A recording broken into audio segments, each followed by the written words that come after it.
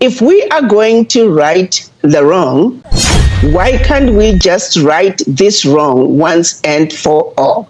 If Africa is going to become a member of the UN Security Council, a permanent member, they must have the full rights just like the other 5 members, which means they must have veto power.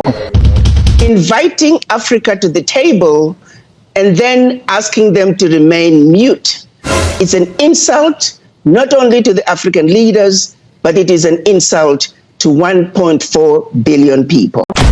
I hate to hear it, but you know, Arikana's right.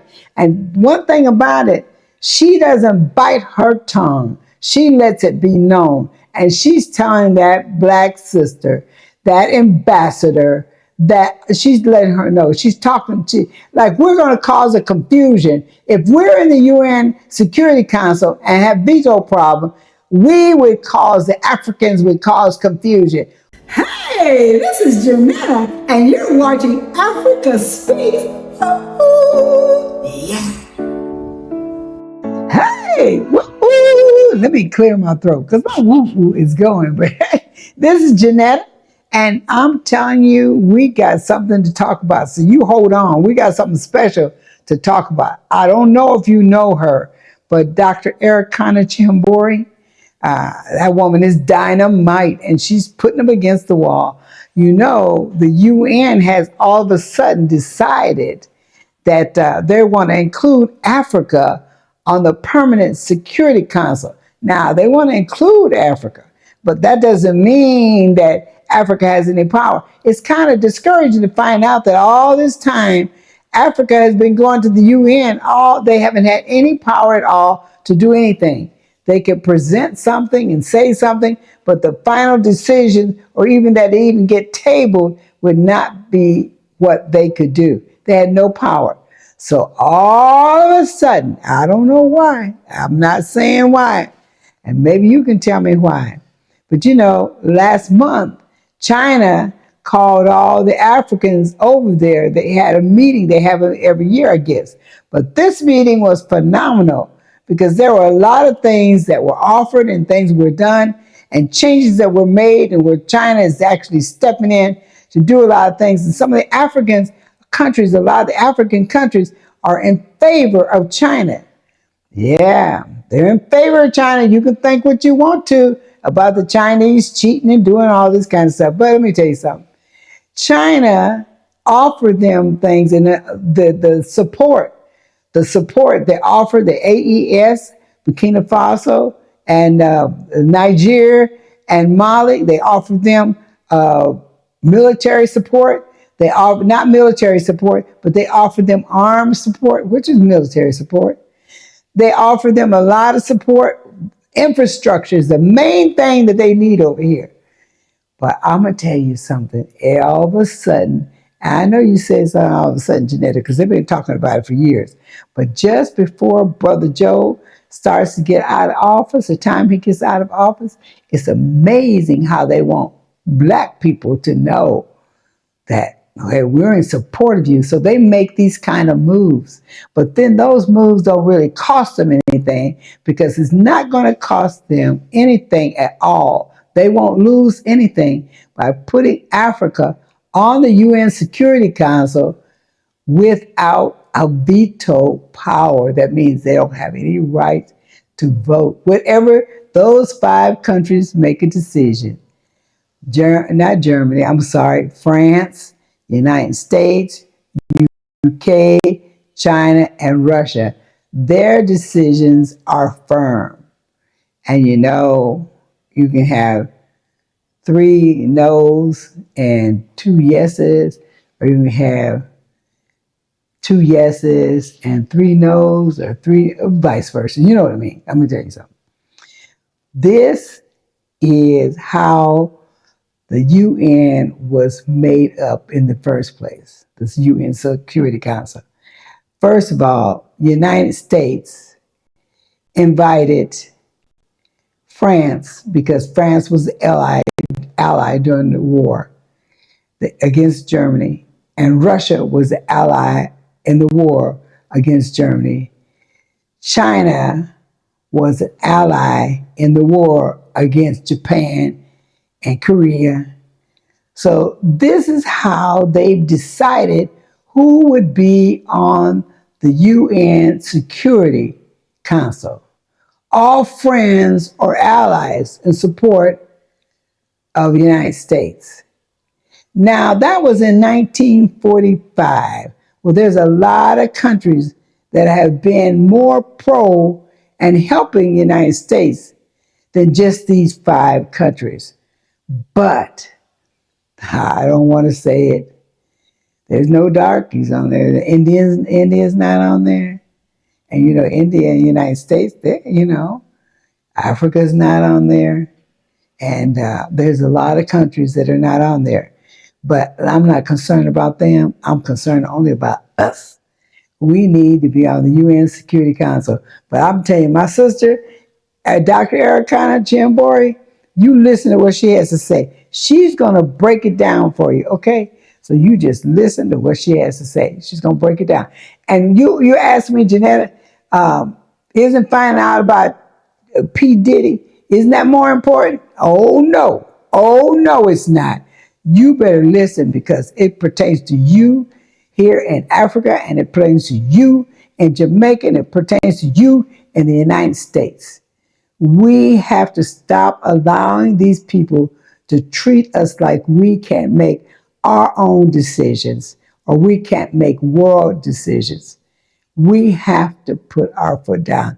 And Arikana, that girl, that young lady, that woman, she's a mover and a shaker. So you listen to what she has to say.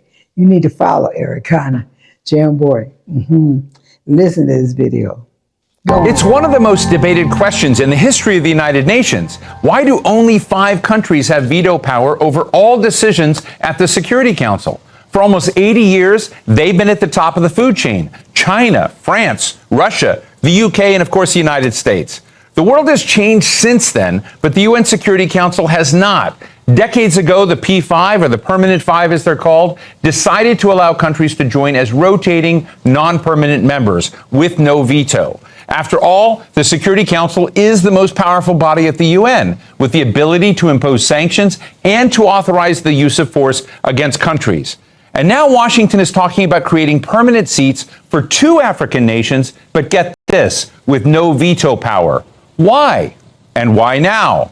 Today we're talking with Arikana Chihombori-Quao, former ambassador of the African Union to the United States. Ambassador, it's terrific to have you back on our show. I want to start with a film clip of the U.S. Ambassador to the United Nations, Linda Thomas Greenfield. Let's listen. As it stands, there are currently 3 non-permanent seats on the Security Council allocated to African countries on a rotating basis for 2 years. The problem is these elected seats don't enable African countries to deliver the full benefit of their knowledge and voices to the work of the Council, to consistently lead on the challenges that affect all of us and disproportionately affect Africa. That is why, in addition to non-permanent memberships for African countries, the United States supports creating 2 permanent seats for Africa on the Council. It's what our African partners seek, and we believe this is what is just. Ambassador Chihombori, let me ask you, on a scale of 1 to 10, how enthusiastic are you about the proposal that the ambassador has just made? I think it's a step in the right direction. However, keeping in mind that this issue has been on the table, ongoing for, like you said, 80 years. If we are going to right the wrong, why can't we just right this wrong once and for all? If Africa is going to become a member of the UN Security Council, a permanent member, they must have the full rights just like the other 5 members, which means they must have veto power. Inviting Africa to the table and then asking them to remain mute, it's an insult not only to the African leaders, but it is an insult to 1.4 billion people. We appreciate what Ambassador Greenfield is saying. We appreciate the efforts she has made. But if she is going to complete this journey that has been going on for far too long, a journey that clearly exemplifies the continued disrespect of the African continent, Ambassador Greenfield must push for us to take this issue to the finish line. Africa must have 2 permanent seats at the UN Security Council with full veto power. Nothing less is acceptable. And I do believe that the United Nations, understanding how long this issue has been going on, how long the disrespect of the African continent has been going on, it is shameful that the United Nations would want to continue to blatantly disrespect the Africans by inviting them to the table, but then saying, sorry, you can't eat. You can only watch us play our games. You can watch us enjoy the 10-course meal. What a joke. What an insult. And I do hope that the African leaders are not going to accept it. Africa must be at the table as a permanent member of the UN Security Council, and the 2 seats must have veto power, plain and simple, period. Do you think Ambassador Thomas Greenfield doesn't understand this? What do you think is behind this offer? When you said, hey, you appreciate the progress she's made, we do know that this was a promise or a commitment that President Joe Biden is trying to fulfill before the end of his term, but do you think they are not aware about how controversial it is to create permanent seats without votes? Of course they know what they're doing. So again, that's where the disrespect comes in. They know what they're doing. They know what the right thing to do is. No, we do not want to dilute our veto power if we give 2 more seats with veto power. No, we're simply saying the slice is big enough. The world is bigger than 5 countries representing over 7 billion people. We're simply saying serious wrongs have been perpetrated against Black people. Here is an opportunity for President Biden to right this wrong. This is an opportunity that we cannot miss. Africans must be at the table. 1.4 billion people must be represented. The continued disrespect of the Africans has got to come to an end. So we're asking President Biden and his running mate, Kamala Harris, who I hope will be the next president of the United States, they will right this wrong once and for all. And Ambassador Thomas Greenfield, we understand all the work that you have done. Please, as a sister, as an ambassador, we're asking you to take this issue to the finish line. Permanent positions on the UN Security Council with full veto power like the other 5 Ps. If you know that you're enjoying getting the information from the content of this video, I want you to subscribe, I want you to like it, I want you to share it, and I want you to comment.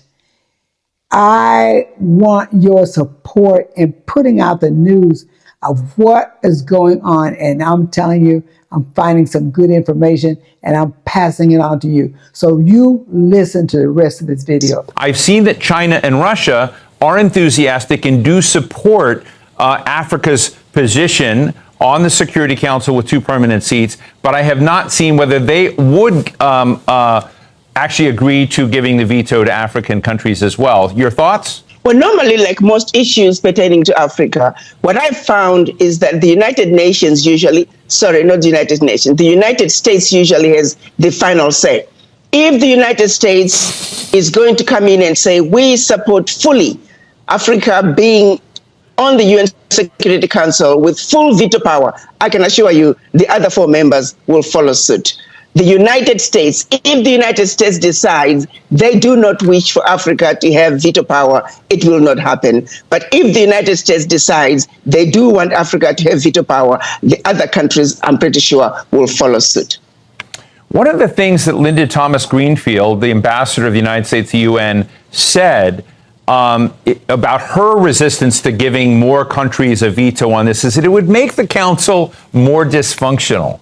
And it made me wonder whether any nation should have a veto power. Is there a model in the future of the United Nations where we suspend veto power for all countries and we go to majority votes on key decisions? First of all, I find that comment very, very insulting. You are simply suggesting that the addition of two African countries is going to make the process dysfunctional. What an insult.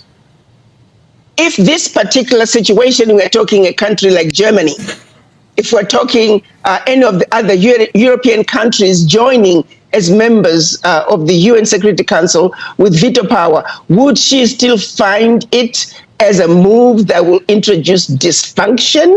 Or is it the introduction of two Black African countries that is problematic? What really makes it very sad is that the voices are coming out of the mouth of a Black woman. Those words are coming out of the mouth of an African American who must understand certain language cannot be used, particularly when we're talking about the international platform. To suggest that introducing two African countries will introduce dysfunction, it is sad, it is disrespectful, and it will not be tolerated. Ambassador Thomas Greenfield really needs to retract those words, and she needs to explain herself to say, what do you mean dysfunction? Exactly how are the two African countries going to introduce dysfunction, unless of course the entity has already been dysfunctional, which in my opinion is the case, and that is what really is the problem with the United Nations. It's a dysfunctional entity, it is a toothless bulldog, and they need to do what they are mandated to do by the world. So yes, no, Africa is not going to introduce any dysfunction at the United Nations. The entity itself has been dysfunctional. Maybe an addition of two African countries might straighten it up and create some normalcy, and for a change have an entity that's going to truly represent people of the world.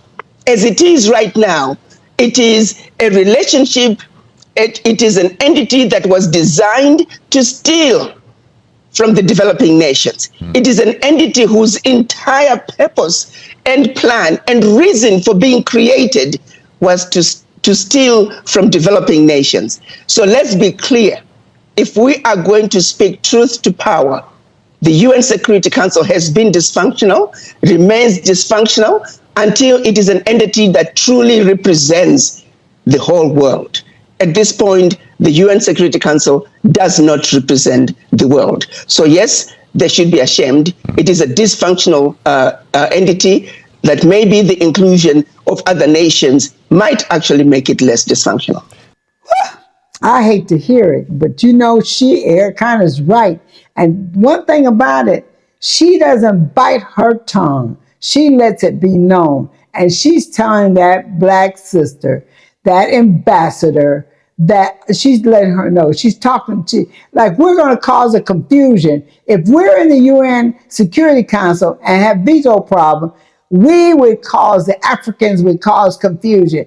What is she saying? Do you think that that's what she really thinks? That's one of our major problems. When we think about what we can accomplish, we kind of melt it down a little bit because we don't want to seem like we are who we are. We are a powerful people, and we can make decisions. We have men and women that are impacted and are making decisions, good decisions. Why is it that we shortchange ourselves? It seems like this ambassador would be supporting and be supportive of it instead of saying that it would cause confusion. Oh, come on now.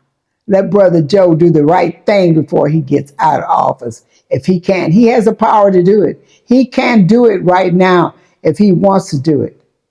Now, the only reason why it won't get done is because Brother Joe don't want to do it, because the system won't let him do it.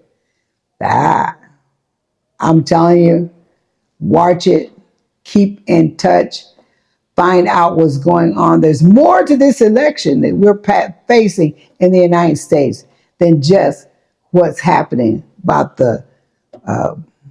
those people coming across the border, what we call foreigners or immigrants coming across the border.